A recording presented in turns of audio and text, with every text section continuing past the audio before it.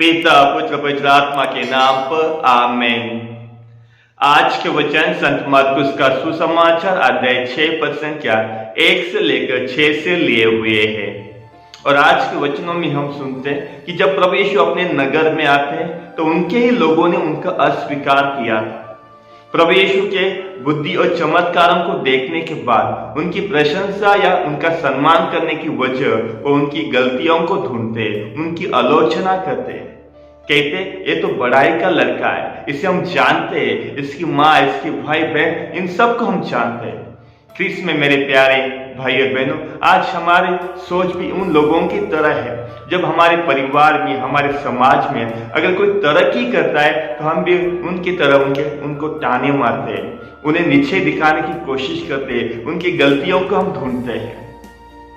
लेकिन आज के वचनों से प्रभु यीशु हमें सिखाते कि किसी की अगर हम प्रशंसा नहीं कर सकते तो आज हमें उनकी बुराई करने का अधिकार तक नहीं है।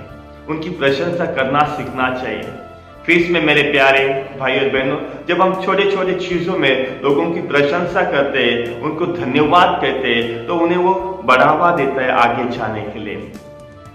जब हम संत यूहन्ना के सुसमाचार में अध्याय 1 पद संख्या 47 में सुनते हैं, जब फिलिप नथानएल के पास आता है और उन्होंने उससे कहा था कि चलिए हम लोगों को मसीहा मिला है, तो नथानएल ने संदेह किया और कहा क्या नाज़रेत से कुछ अच्छा आ सकता है?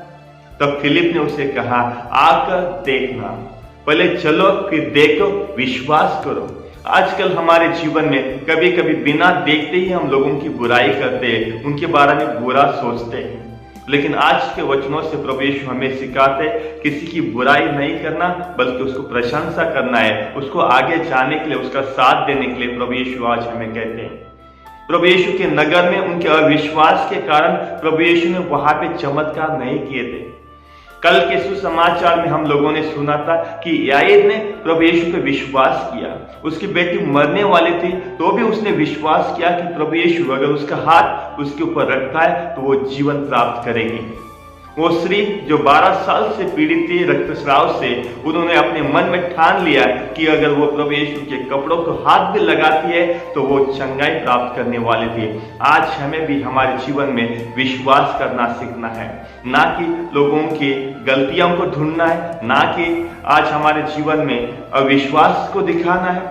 कई बार हम देखते हैं कि हमारे अविश्वास के कारण कई रिश्ते टूटे हुए, अविश्वास के कारण हम अपनों से दूर चले जाते हैं। ख्रीस्त में मेरे प्यारे भाई और बहनों, तो चले आज हम अपने विश्वास को बढ़ाने के लिए, विश्वास को मजबूत करने के लिए प्रार्थना करते हैं।